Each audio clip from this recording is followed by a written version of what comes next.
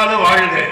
பூப்போலே உன் புன்னகையில் பொன்னுலகினை கண்டேனம்மா என் பெண்ணே பெண்ணே தமிழே உயிரே உயிரே ஒளியே பூப்போலே உன் புன்னகையில் பொன்னுலகினை கண்டேனம்மா என் பெண்ணே பெண்ணே வழியே என் உயிரே உயிரே தமிழே பூப்போலே ஒரு புன்னகையில் ஒரு உலகினை கண்டேனம்மா.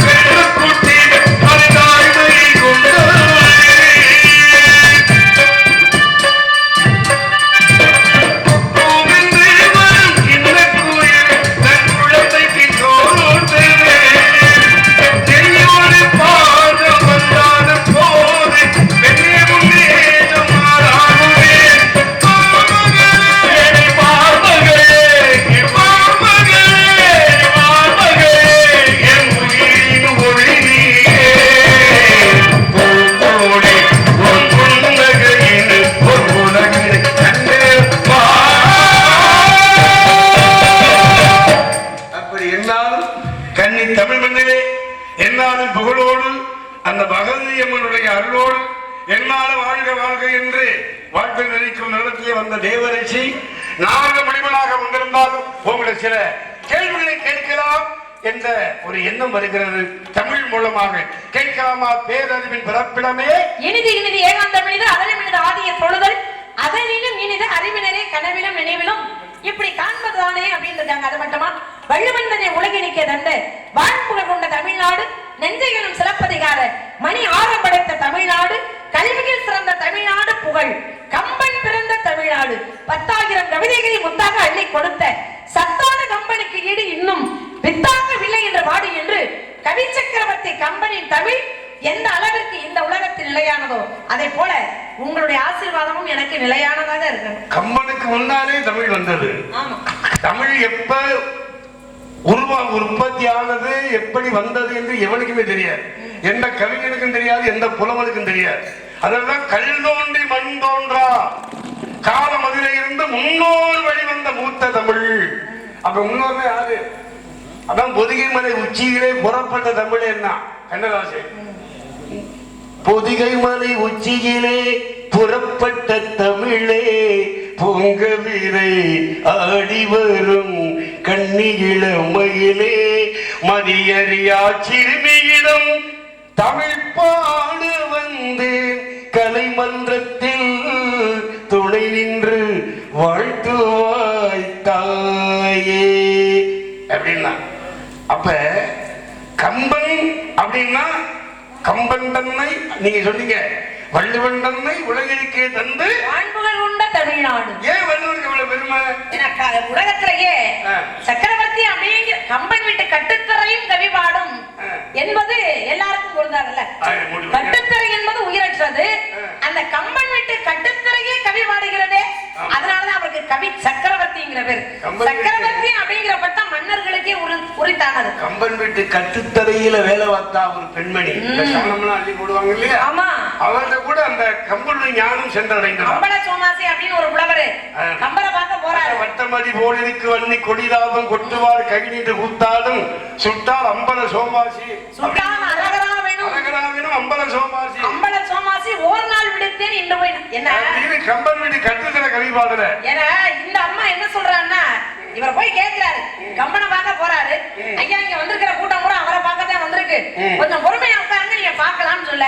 இவருக்கு ஒரு ஆணவம், நம்ம எவ்வளவு பெரிய ஆளு, இவ சாதாரண கட்டுத்துறையில வேலை பார்க்கிறப்புல இவ வந்து நம்மள உட்கார்ந்து எந்திரின்னு சொல்ல இவ யாரு அப்படின்னு ஒரு தலைக்கணக்கோட இருக்காரு. அப்பதான் இந்த அம்மா சொல்றா, ஐயா எனக்கு ஒண்ணும் தெரியாது, நான் முட்டாள்தான், நீங்க பெரிய ஆளு, ஆனா நான் கேட்கிற ஒரே ஒரு கேள்விக்கு மட்டும் நீங்க பதில் சொல்லுங்க அப்படின்னு. இவ என்ன பெருசா கேட்க போறா, கேளு அப்படின்னாரு. அப்பதான் நீங்க சொன்ன இந்த வெண்பா வட்டமதி போலி இருக்கும், மண்ணி குடிதாகும், கொட்டுவார் கை நின்று முன் கூத்தாடும், சுட்டால் அரகரா விடும் அம்பல சோமாசி ஒரு நாள் விடுத்தேன் இன்று போய் நாளை வா. நீ இன்னைக்கு சொல்ல வேணா, ஒரு நாள் உனக்கு அவகாசம் தர்றேன், இன்னைக்கு போயிட்டு நாளைக்கு வந்து சொல்லுன்னா இவருக்கு ஒண்ணுமே புரியல. கம்பெனிக்கிட்டே போய் கேட்கிறாரு, ஐயா உங்க வீட்டுல கட்டுத்துறையில வேலை பார்க்கிற புள்ள என்கிட்ட இப்படி ஒரு கேள்வி கேட்டாலும் எனக்கு அது ஒண்ணும் தெரியல அப்படின்னு சொன்னோன்னே அப்பதான் அவர் சொன்னாரு, பெருசாம ஒண்ணும் சொல்லல, அவ பாக்குற வேலையை தான் சொன்னாரு. என்ன வேலை பாக்குறா அப்படின்னா, நீங்க சொன்ன மாதிரி அங்க இருக்கிற சாணத்தை எடுத்து உருண்டையா உருட்டி வட்டமா தட்டி செவத்துல அடிச்சு எதிராட்டி காய வைக்கிறது இந்த அம்மாவோட வேலை. அப்ப வட்டம் என்பது நிலவு, மதி என்பதும் நிலவு, வட்ட மதி போல் இருக்கும். அந்த எதிராட்டி வட்ட மதி போல் இருக்கும்.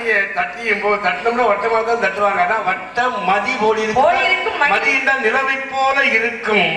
வன்னி கொடிதாகும், வன்னினா நெருப்பு, அது காஞ்ச உடனே எரிவாட்டி ஆகுது. இல்ல இன்னொரு விஷயம், வன்னி கொடி, கொடினா என்னன்னா அங்க இருக்கு இந்த வெறும் சாணத்தை எடுத்து உருண்டையா உருட்டி ஆட்டி தட்டினா அதுல வராது, இருக்கிற அந்த குப்பை கூடத்தை சேர்த்து அதோட பிணைஞ்சு அதை உருட்டி வட்டமா தட்டுனாக்க அந்த செவத்துல அடிச்சு காய் அது நிக்கும். அப்ப அதுல இருக்கக்கூடிய இந்த கூலம் எல்லாம் அந்த குப்பை கூலம் எல்லாம் அப்படி கொடி கொடியா நெளிஞ்சு போயிருந்ததாம். அதான் வன்னி கொடிதாகும். சுட்டால் அரகலாம் வேணும், அடுப்புக்குள்ள போட்டு சுட்டுட்டோம்னா சாம்பல். ஆனா அதே எடுத்து கொண்டு போய் கோயில் சன்னிதானத்துல வச்சுட்டோம் அப்படின்னா அந்தந்த தெய்வங்களுக்கு தகுந்தவாறு முருகனை கும்பிடுறாங்களா, சிவனை கும்பிடுறாங்களா, பிள்ளையார வணங்குறாங்களா, மகமாய வணங்குறாங்களா, அவங்கவுங்க தெய்வத்துக்கு தகுந்த மாதிரி அந்த திருநீரை எடுத்து அந்த பேரை சொல்லி பூசிக்கிறோம். சுட்டால் அரகரா வேணும், அரகரா அப்படின்னு நெத்தியில பூசணும். அப்ப இந்த ஒரு விஷயமே அவருக்கு தெரியல, தெரியாது அப்படின்னு சொன்ன. அதனாலதான் கம்பன் வீட்டு கட்டுத்தரையும் கவி பாடியது அப்படிங்கிற பொழுது அவருக்கு சக்கரவர்த்திங்கிற பட்டம். ஒரு அடி விட்டுட்டீங்க நீங்க. கொட்டுவார் கையில் என்று கூத்தாடும் எடுத்து இப்படி உருட்டும் பொழுது கொட்டுவார் கை நின்று முன் கூத்தாடும். இப்படி உருட்டும் போது கை இப்படி ஆடுதா இல்லையா? இல்லம்மா, சாணி எடுத்தோன்னு அப்படியே தட்ட முடியுமா? முடியாது. அப்படியே எடுத்து உருண்டை அப்படி உருட்டுவாங்க. அதான் கொட்டுவார் கையில் என்று கூத்தாடும் அப்படிங்கிற காட்டான். ஆனா நாங்கள வள்ளுவன் தம்மை உலகிற்கே வந்து வாழ்வுள்ள தமிழ்நாடு சொன்னீங்க இல்லையா, அதுக்கு என்ன அர்த்தம்னா, உலகத்துல மகாபாரதமோ ராமாயணமோ சிலப்பதிகாரமோ இன்னைக்கு அங்க இல்ல, எங்க ஐநா சபையில அமெரிக்க நாடுகள்ல இன்னைக்கு பைபிளுக்கு பக்கத்துல வள்ளுவன் வந்து 1330 குறள் என்ற குறள் புஸ்தகம் தான் பைபிளுக்கு பக்கத்துல இருக்குன்னா, அப்ப வள்ளுவன் தம்மை உலகிற்கே வந்து வான்புகள் கொண்ட தமிழ்நாடுன்னு வள்ளுவனுக்கு குறளால் நம்ம தமிழகனுக்கே பெருமை வந்தது இல்லையா? அதான் வான்புகள் கொண்ட தமிழ்நாடுன்னு அமெரிக்க நாடுகள் அந்த பெயர் வந்ததுன்னா வள்ளுவனால நமக்கு அந்த பெயர் வருது. ஒவ்வொருத்தருக்கும் ஒவ்வொரு நூல் உண்டு. ஆனால் இந்த திருக்குறளை பொறுத்த வரைக்கும் அது பொதுமறை நூல், எல்லாருக்குமே அது பொதுவானது. பொதுமறை நூல்னா 3 மதத்துக்கு இணையான நூல். அதான் சொல்றேன், பொதுவானது, எல்லா மதத்துக்கும் இணையானது, பொதுவானது. அதனால பொதுமறை நூல். அதனால ஐநா சபையில் இருக்கு. அதனால வள்ளுவனுக்கு அவ்வளவு பெருமை வந்ததுன்னு கேட்டேன். ஆக நாடு நமக்கு என்ன செய்தது என்று கேட்பதை காட்டிலும் நாட்டிற்காக நம்ம என்ன செய்ய வந்திருக்கோம் நினைச்சு கேட்கணும்னா அதை நான் எப்படி கேட்கணும் தெரியுமா?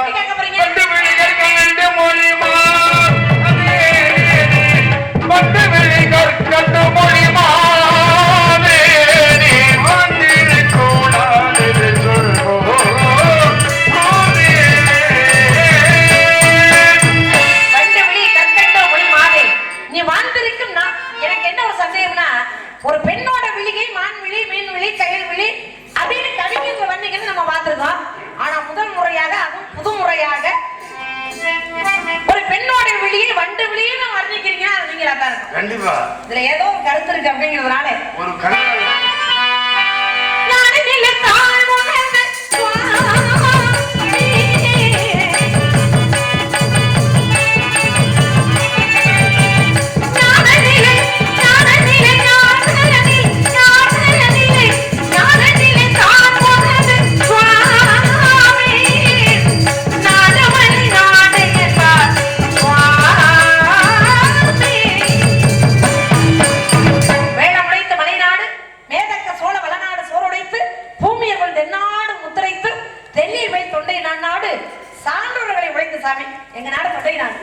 ஷாஜகானுக்கு ஷாஜகானுடைய காதலி யார் அப்படின்னா யாரு?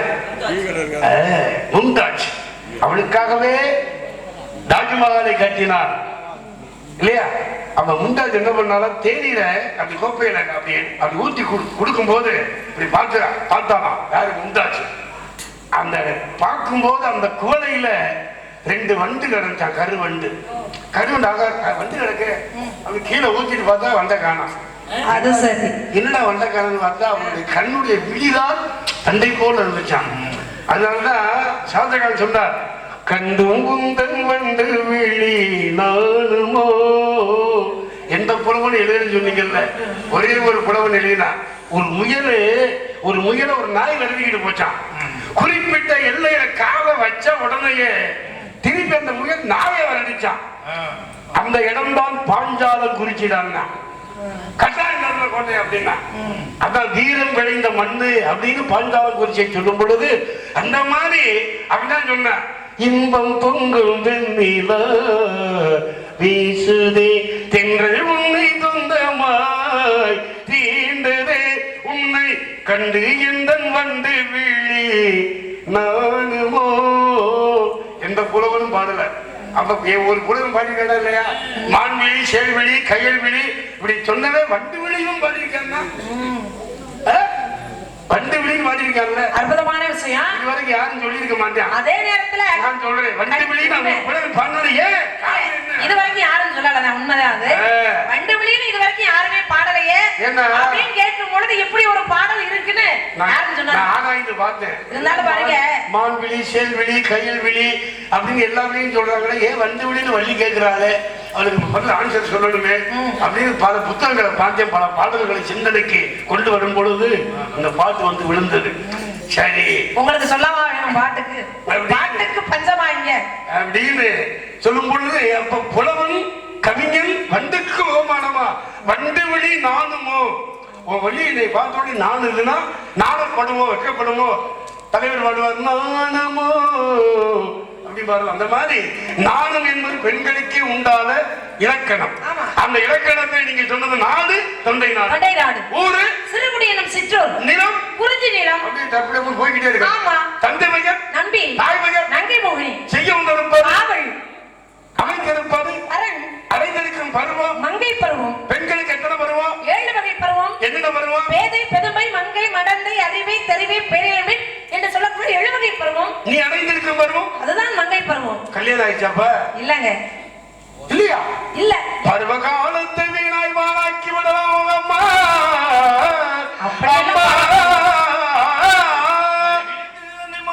அப்படின்னா நீ என்ன சொல்லணும்? அப்படி இருக்குல்ல, எதையும் சமாளிக்கணும். என்ன வாய்ச்சாட்ட பாடணுமா? தொகையிற மாதிரி பாடினா ஏன் பண்ணி அது இல்லாம பக்கவாத்தியமே இல்லாம பாடுறாரு நீங்க ஒரு ஆள் தான். இன்னைக்கு காலத்துல சுதி இல்லாம பாடினாலும் யாரும் கேட்க போறது இல்ல. சுதி விட்டு பாடுன்னு கேட்க மாட்டாங்க. ஆனா நான் சுதியோட பாடுறேன் கேட்டு நமக்கு கட்ட சரியா இருக்கேன். பருவகாலத்தை வீணாய் வாழாக்கி விடாமோ அம்மா அப்படி விலகிறி அப்படிங்கிற பாடினா அப்ப நீங்க என்ன பாடணும்? மறுவிய விதிவெண்ணை மாற்றியவராளாம் சுவாமி. இப்படி பண்ண வேலை நேரம் சொல்ல மாட்டாங்க. அம்மா அம்மா விதி என்பது யாவிட்டான் விண்ணியது மண்ணியது சுவாமி சுவாமி. அதுதான் நல்ல பாடகிக்கு அர்த்தம் இல்லை. எதை சமாளிக்கணும்? தம்பி எதை வந்தாலும் சமாளிக்கணும்.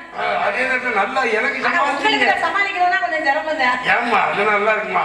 ஏன்னா எப்பொருள் யார் யாருவாய் கேட்பினும் மெய்ப்பொருள் காண்பதறிவு அகல உழுவதை விட ஆழ உழுவதே மேல். அதனால கிளம்பி சொன்னுச்சு, ஆளும் மேலும் பள்ளிக்கு உறுதி, நாளும் இரண்டும் சொல்லுக்கு உறுதி, இகமும் பரமும் வாழ்வுக்கு உறுதி, ஈகை என்றும் புகழுக்குறின்னு அம்மா சொன்னாங்க. ஈகைனா தர்மம். தர்மம் வந்து எதைக்கும் தலையை காக்கும். அதனால தலைக்கு வந்தது நடப்பாவோட போனது அப்படின்னு எங்க சொல்றோம்? மகாபாரதத்துல. எதனால சொல்றோம்? அதுக்கெல்லாம் ஒரு காரணம் இருக்கு. அதே நேரத்துல ஒரே வார்த்தையில பல அர்த்தங்களை சுருங்க சொல்லி விளங்க வைக்கிறவா அப்பை.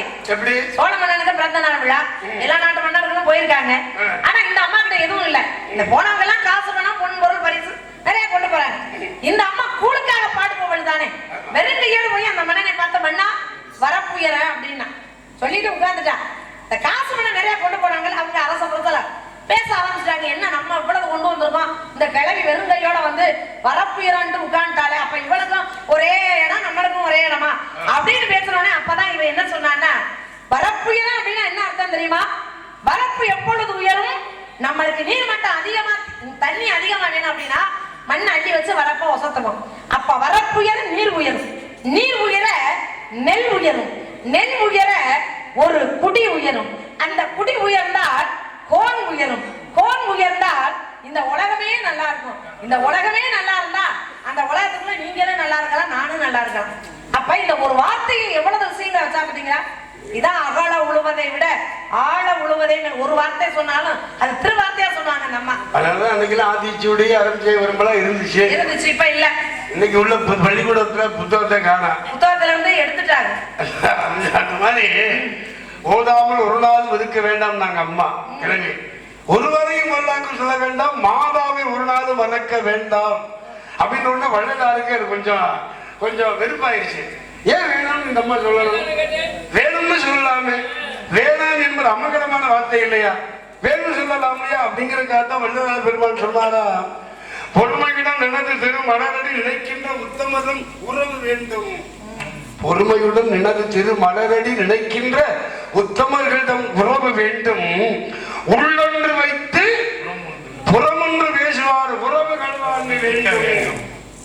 அதே போல நின் வேண்டும், நின் கருணை நிதி வேண்டும், மதமடியாது பேய்பிடியாது இருக்க வேண்டும். தான்கிற ஆணவம் மதம் நான் தெரியாது, நீ எல்லாம் தெரியாது அப்படின்னு தெரியாம மாதிரி சில பேர் அவங்களுக்காக சூடு வர முடியாது. அந்த அம்மா சொன்னிச்சு, ரொம்ப திமிரா இருக்காருங்கடா, உனக்கும் கீழே உள்ளவன் கோடி, அவனுக்கு அதுக்கப்புறம் வந்த நீயே, அதனால ஆடாத தலைகள் தெரியாம ஆடாதரா.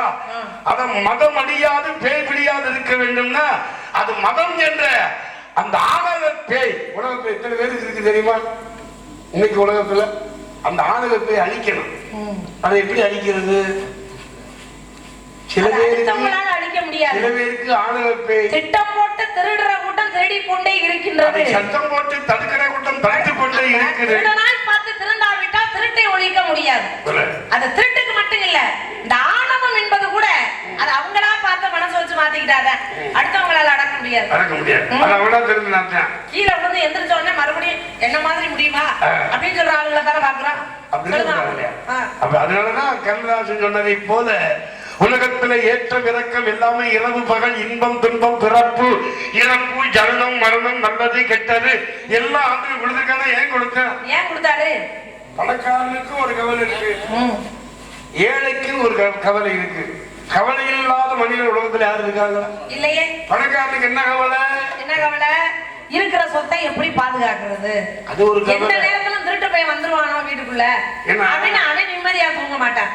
இந்த ஒரு பயம் அவருக்கு இருக்கும். மில்லுல மூணு மூடியா புண்ணி அரிசி அப்படியே மூணு மூடியா கிடக்கும். ஆனா பாத்துக்கிட்டே இருக்கணும், என்னை பாத்துக்கிட்டே இரு. அப்ப அவருக்கு சுகர் ஆகுது. 2 இட்லி மேல தின்னு உன்னை பிடிச்சு தூக்கிட்டு போயிருவேன் அப்படிங்கிற. ஆகா, இம்பிட்டு பொண்ணு பொருள் இருந்தும் இம்பிட்டு அரிசி மூட்டை இருந்தும் நல்ல விதமா சாப்பிட முடியலையே, எப்படி முடியும் அப்படிங்கிற ஒரு கவலை அந்த பணக்காரனுக்கு இருக்கத்தானே செய்யும். 70 வயசு நண்பர் 2 பேரும் அப்பெல்லாம் சந்திச்சுக்கிட்டாங்கன்னா நடந்து போகும்போது என்ன பேசிக்கிறவங்களா தெரியுமா? என்னடா புள்ள குட்டி எல்லாம் கல்யாணம் பண்ணி கொடுத்துட்டியா, எத்தனை பிள்ளைய எத்தனை பேரை எத்தனை பேத்தி சொத்து பத்தெல்லாம் அதுக்கு பிரிச்சு கொடுத்துட்டியா அப்படின்னு அந்த காலத்துல பேசிக்கிட்டாங்களா 2 நண்பர்கள். இப்ப அதே மாதிரி 2 நண்பர்கள் 70 வயசுல சேர்ந்து பேசிக்கிட்டு போனா என்ன பேசுறாங்களா தெரியுமா? என்னப்பா உனக்கு சுகர் எவ்வளவு இருக்கு, கூடுதா குறையுதா, இல்ல மாத்திரை இதோட முடிச்சுக்கலாமா, இதை தொடர்ந்து சாப்பிடணும்னு சொல்லி இருக்காரா? இப்ப விசாரிப்பெல்லாம் இப்படித்தான் போய்கிட்டு இருக்கு. காலத்துக்கு தகுந்த மாதிரி மாறிடுச்சா இல்லையா? வாக்கு போகும்போது அதான் கிருஷ்ண பரமாத்மா பீமனை கூட்டு போனாராம். பீமா வா ரெண்டு வாக்கு போயிட்டு வருவோம். அது மகாபாரதி வாக்கு போய் நடந்துட்டாரு. அப்ப எங்க கூட்டு போறாருன்னா சராசந்தன் அழிக்கணுங்கிறதுக்காக. சராசந்தனை 18 முறை படையெடுத்து அவன் அழிக்க முடியல கிருஷ்ணனால. தெய்வம் தம்பி கிருஷ்ணனாலேயே சராசந்தன் அழிக்க முடியலையே, அப்ப அவன் அடிக்கிறது யாராலும் சரியான வயசுக்காரில் மோத விட்டா தான் சரியா வரும் அப்படின்னு தான் பீமனை கொண்டு போறான். பீமன் யாரு? சாதாரணப்பட்டவனா? 16,000 யானைகள் பலம் கொண்டவன் பீமன் அப்படின்னு வைரத்தாலதான் அறுக்கணும் அப்படின்னு நினைச்சுட்டா அப்படியே அவன் இருக்கிற இடத்துக்கு வாக்கு மாதிரி அப்படி கூட்டிட்டு போனாரா.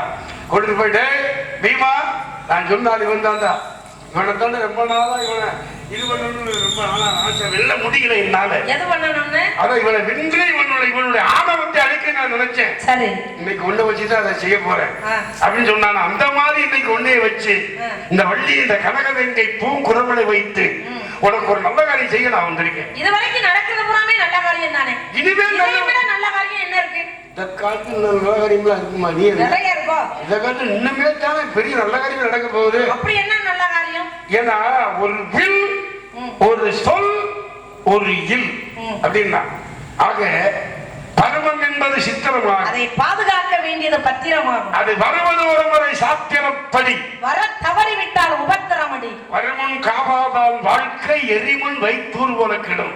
வெள்ளவர் முன்னாலே என்ன போடணும்? கண்டிப்பா. ஓரத்தில் ஆதார ஆட்டமும், ஈரத்திலே பயிலாத கல்வியும், மூவத்தில் நடவாத திருமணமும், நாளத்தில் பெறாத பிள்ளையும். ஒரு பெண்ணா பிறந்துட்டா என்னைக்கு தாய்மை அடைந்து ஒரு பிள்ளையை பெறுகின்றாளோ அப்பொழுது அவள் தாய் ஆகின்றாள். அப்படி தாய் ஆகும் போதுதான் அவளுக்கு தெய்வத்துடைய அருள் உணர்ச்சியுமே கிடைக்குமா. ஆபத்துக்கு உதவாத பிள்ளையும், அரும்பசிக்கு உதவாத அன்னமும், தாகத்தை தீராத தண்ணீரும், தரித்திரம் அறியாத பெண்டிரும், கோபத்தை அடக்காத வேந்தனும், குறுமொழி கொள்ளாத சீடனும், பாவத்தை தீராத தீர்த்தமும் இது 7 உலகத்தில் இருந்து பயனில்லை. அதனாலதான் சீதை வளரும் போதே சிவதனுசோட வில்லு வளர்ந்தது. அந்த வில்லை எவன் ஒருவன் நாடிட்டிருந்தாலும் அவனுக்குத்தான் தன்னுடைய தன்மையிலே அங்கே ஜனகன் மகளை கொடுத்தானாம். அதே போல சந்திரவதி பிறந்த போதே தாலியோடு பிறந்தாள். பரசுராமன் பிறந்த போது கோடாரியோடு பிறந்தாள். கர்ணன் பிறந்த போது கவச குண்டலத்தோடு பிறந்தாள். கண்ணகி பிறந்த போது சிலம்போடு பிறந்தாள். அப்படி பேசுங்க.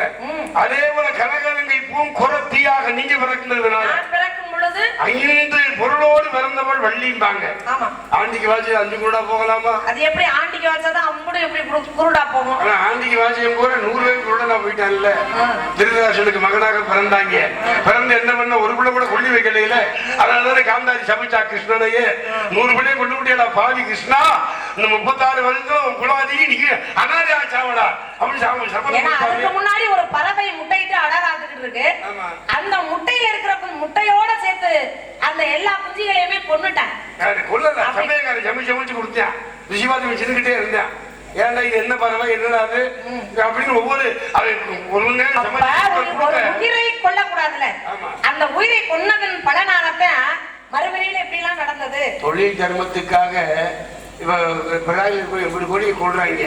இன்னைக்கு மாலை ஓடிச்சு அவருமா அந்த வேலையை பாக்குறாரு. அதுக்காக பணம் அவர் வரப்போதா? அது உண்மையிலே அது வந்து புண்ணியம். அது வந்து புண்ணியம். அவர் செய்யக்கூடிய வேலைக்கு அவர் செய்யற வேலை அது. அதனால அந்த பாவம் நினைக்க கூடாது. கொன்னா பாவம் தின்னா போகும் தானே. ஆண்டவன் ஜீவராஜ்ய படிச்ச எதுக்காக? மனிதனுக்காக தானே படிச்சிருக்கேன். கொல்றதுக்கு தானா? அதனாலதான் ஏன்னா அதனாலதான் தாயை பார்த்து பெண்ணடு, தரத்தை பார்த்து வரவிடு, நிலத்தை பார்த்து பயிரிடு, நேரத்தை பார்த்து முடிவெடுறான். என்னப்பா? அதனாலதான் உன்னுடைய அழகுக்கும் இந்த வள்ளிக்கு திருமணம் வள்ளி திருமணம் செய்வதற்காக அக்கறையில உன்னைத்தானே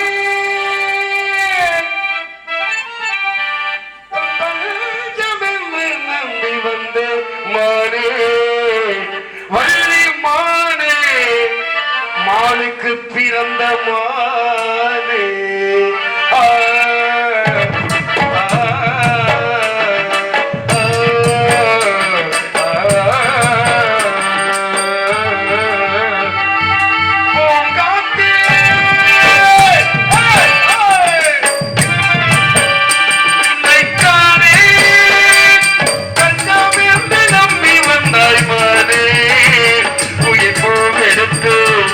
ஒரு மாலையிலே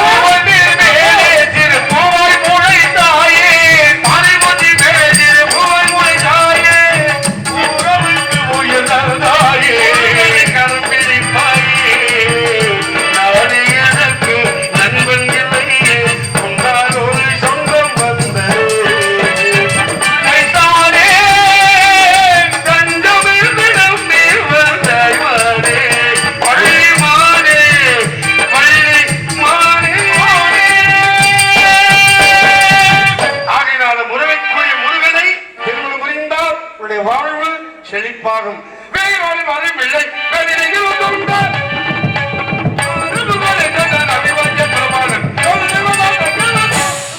வைத்தியமில்லை இதை ஏன் தம்பி குறைக்கிறிய? சுப்பிரமணிய கடவுளுக்கு மிக தெய்வமில்லை உலகத்திலே தந்தைக்கு மந்திரத்தில் சார பொருள் உரைத்து தகப்பன் சுவாமியிட வேர் பெற்றார் சுவாமி மனையிலே வேணுண்டு வினையில்லை மயிலுண்டு பயம் இல்லை கண்ணன் உண்டு கவலை இல்லை அப்படின்னு நான் காவல் பண்ணிக்கிட்டு இருக்கேன். நீங்க அவளை கல்யாணம் பண்ணிக்க அப்படின்னு சொல்லி ஒரு கலவரத்தையே நீங்க உருவாக்குறத பார்க்கும் போது எனக்கு என்ன தோணுது, நாளை மத்தி வாங்கி ஏற்றி வைங்க. என்ன பண்ணி என்ன என்ன அந்த பண்ணி அந்த காரும் என்ன பண்ணி என்ன என்ன அந்த பண்ணி அந்த காரும் என்ன பண்ணி என்ன என்ன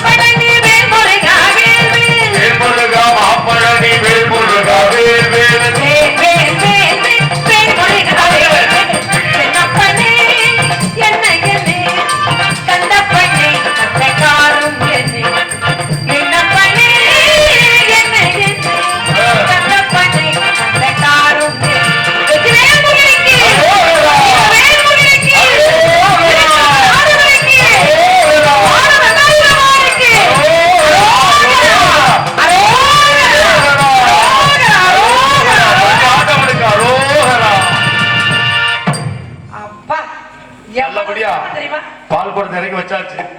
உங்களுக்கு பால் காவடி எல்லாம் தெரியாதா? பால் குடத்தையே நீங்க பாத்துக்கிட்டு இது நல்லா இருக்கா? பால் காவடி, பன்னீர் காவடி, பால் காவடி எதை கட்டிருப்பாங்க? காவடி சரி, அதுலயும் பால் செம்பு இருக்கும்ல?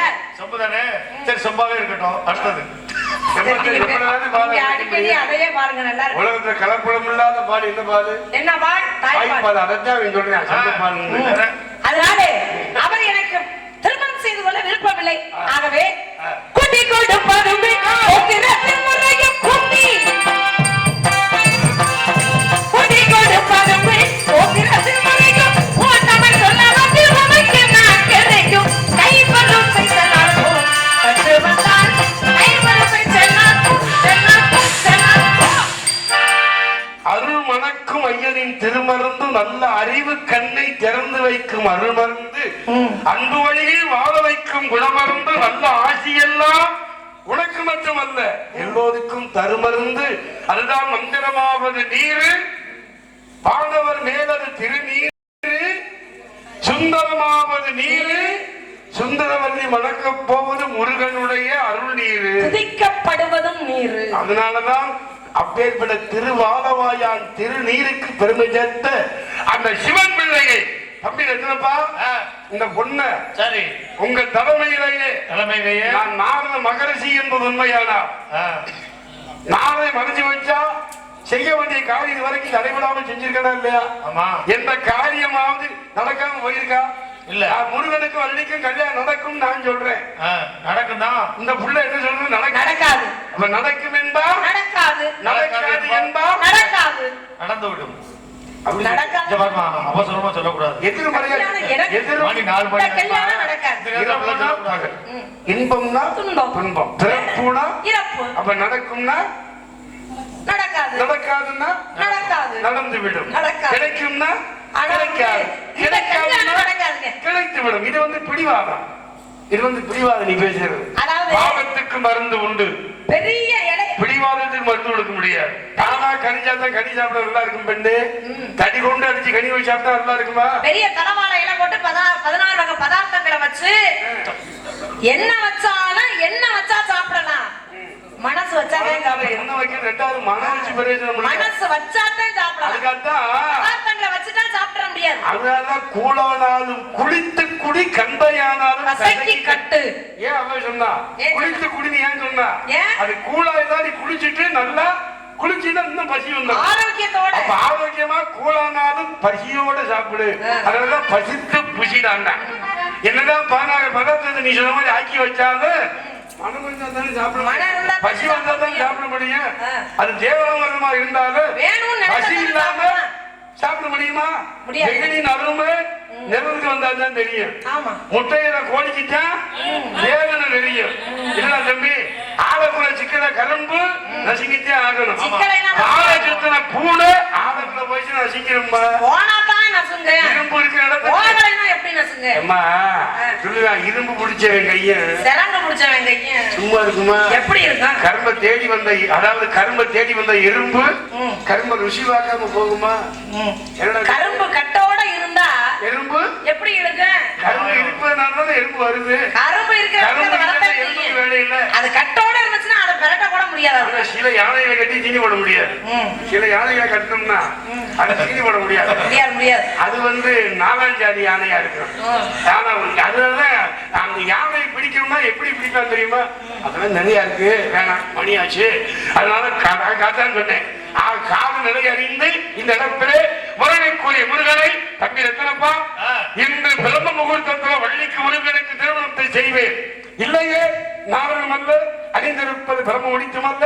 இது சத்தியம், இது சத்தியம், இது சத்தியம். வணக்கம், போயிட்டு வரேன். வள்ளிக்கு முருகன் திருமணம் நடக்கும். எங்க நடக்கும்? எங்க பாப்போம்.